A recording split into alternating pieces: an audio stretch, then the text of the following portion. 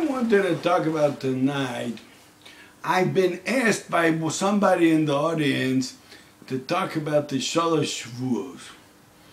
Shalosh shvuos in English is 3 oaths. What did I say? Well, the Gemara says in the end of Ksuvos that when the Yidden went out in Golus, so Hashem made them swear, Shelo yimredu be'umos, they won't rebel against the Goyim. Shelo yalu b'chama, they shouldn't come to Eretz Yisrael with large groups at once. Or build a wall. There's other interpretations. Okay, there might be different pshatim. And Shelo, what? They shouldn't be dachek the kates, I think, is one of them.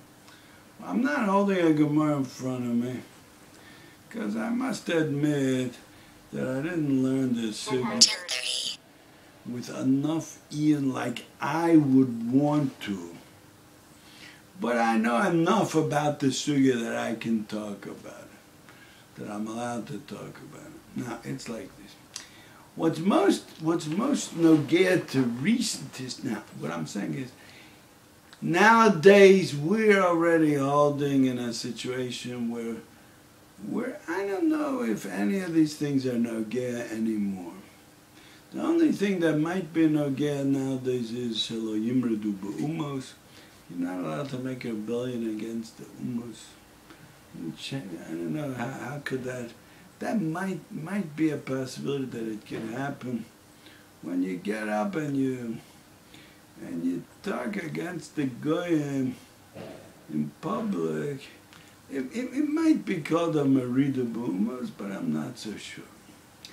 But the one the one in the audience that's been asking me to talk about this subject, he's living in 67 years back. He's mamish living in that time, and he really wants to know, did they in those years, the few years like from I don't know 46 till 48 maybe, or a little bit afterwards, was a merida b'umos going on?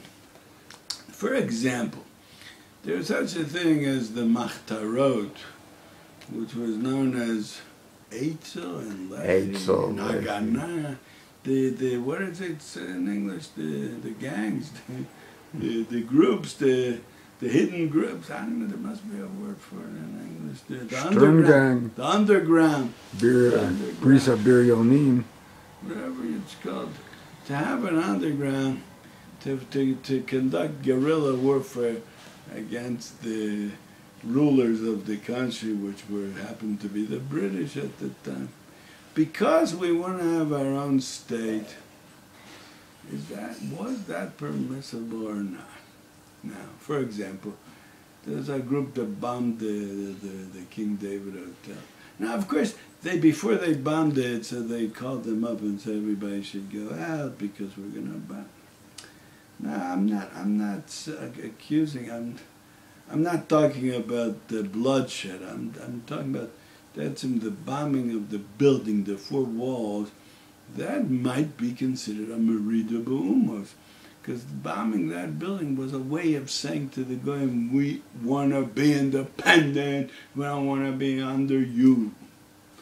Now, that's what I wanted to talk about. Now, the point that I was asked to talk about is it all right, is it legitimate to say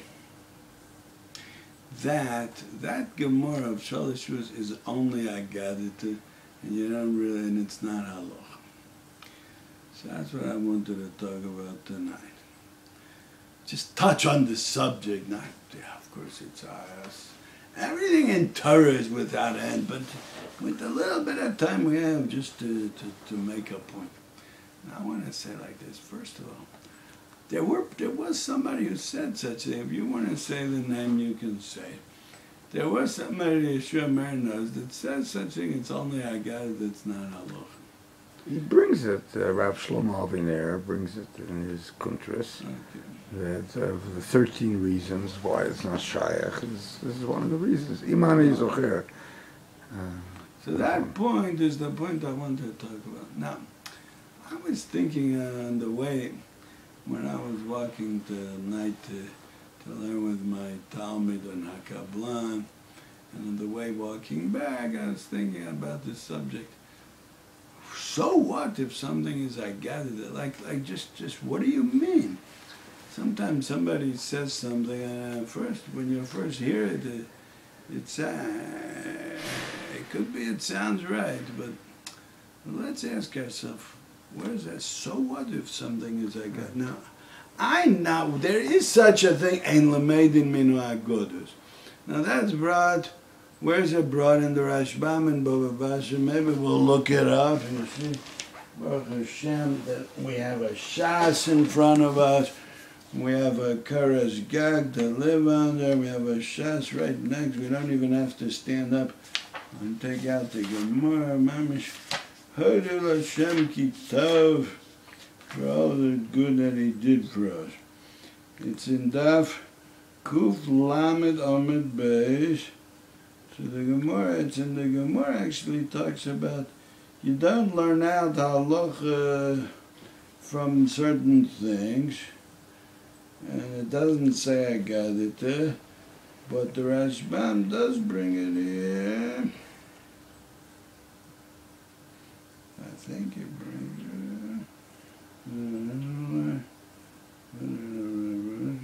Yeah, Yerushalmi. Where's the Yerushalmi? He says, Betchilas Perek Sheni of Peah, Rab Zir B'Shem Shmuel, Lama Ein Lamedin Lo Min HaLochos V'Lo Min HaAgodos V'Lo Min HaToseftas Elo Min HaGemora Koloma Medivrei HaMoroim. You don't learn out halacha from agada. Okay. Does that mean that you don't have to keep the agada? Now let me ask a sheilas tam. There's agada in the beginning of Sota Daf Dalet, I think it is, that we learned it together in our Friday shiur. Oh, agada about not being a Baal Gaiva. You shouldn't be a Baal Gaiva. And Gaiva is this and it's that. So you can say, don't learn out from the agada, so you're allowed to be a Baal Gaiva. Is somebody going to say such a thing? I'm asking. No. Did everybody say, why? It's not a halacha. First I might say you can argue because the Rambam does bring it in Hilchos Deis, but we're talking without that. You're supposed to believe in Tchias HaMeisim, yeah? There's agada about it. Somebody doesn't believe in Tchias HaMeisim, they're not precarious and say it's all agada, it's the whole Tchias HaMeisim comes from agada.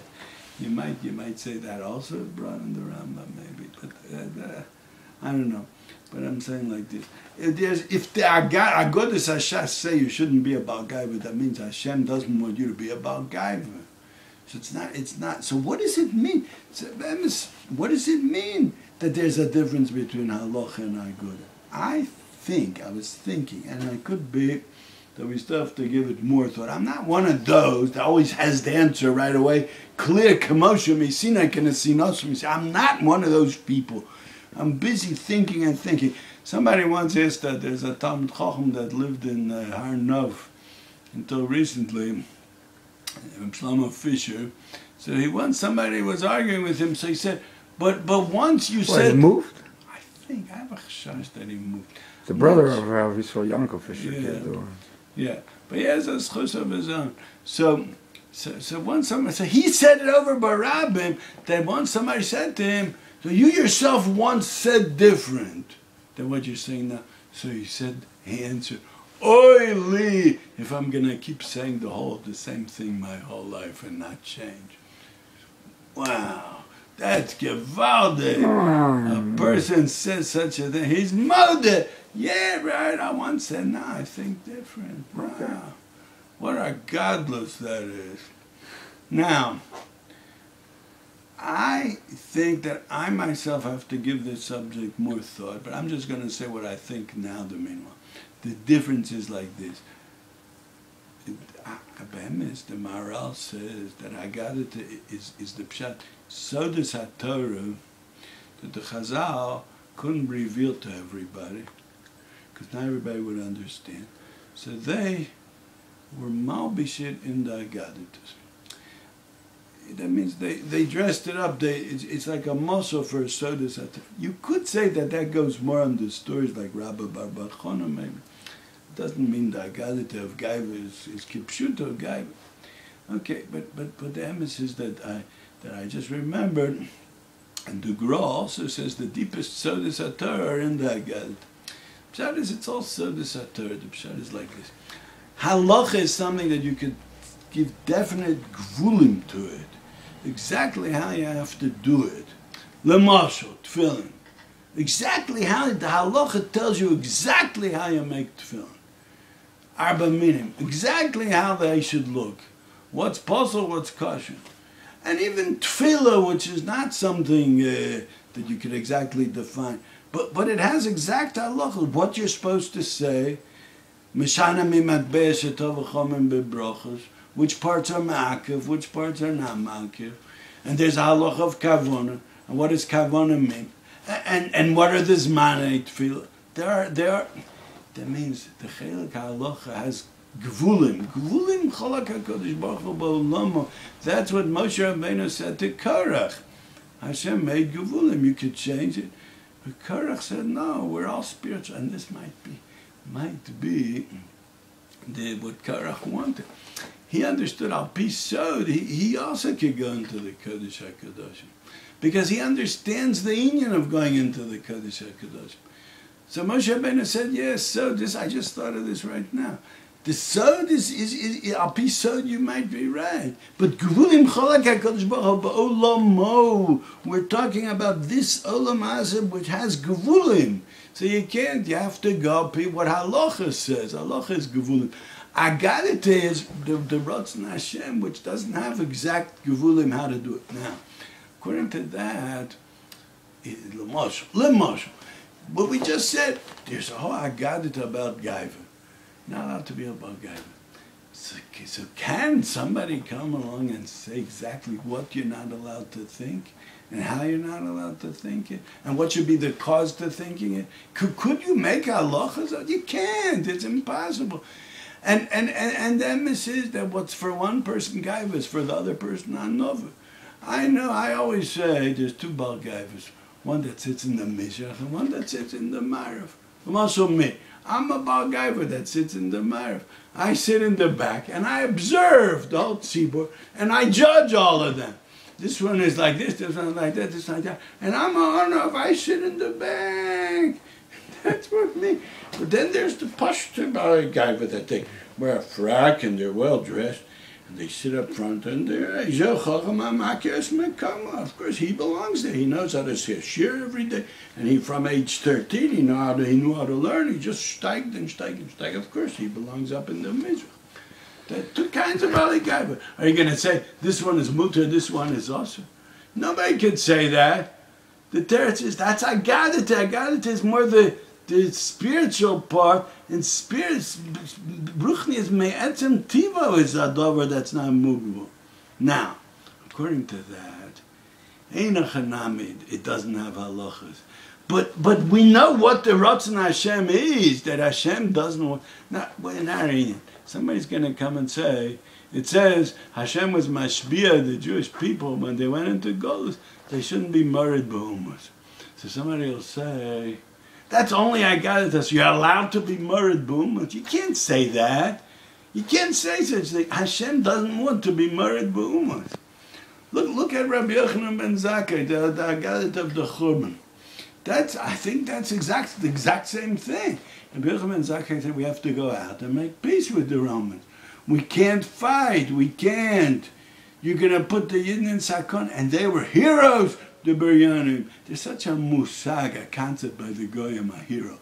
I don't even know if in Yiddishkeit you have that. You have a word for that. I don't know if in Lashon HaKodesh. I'm not talking about Lashon Klovecha, the language that the new modern Hebrew. But in Lashon HaKodesh, I don't know if there's a word for a hero. Of course, Gibor, but that's not the exact translation, right? It just means a strong, but a hero? I don't know. Okay, we have 20 seconds. So Mamela, Rabbi Yochanan ben Zakkai said you don't have to be heroes because you're not allowed to be married b'umas. Okay.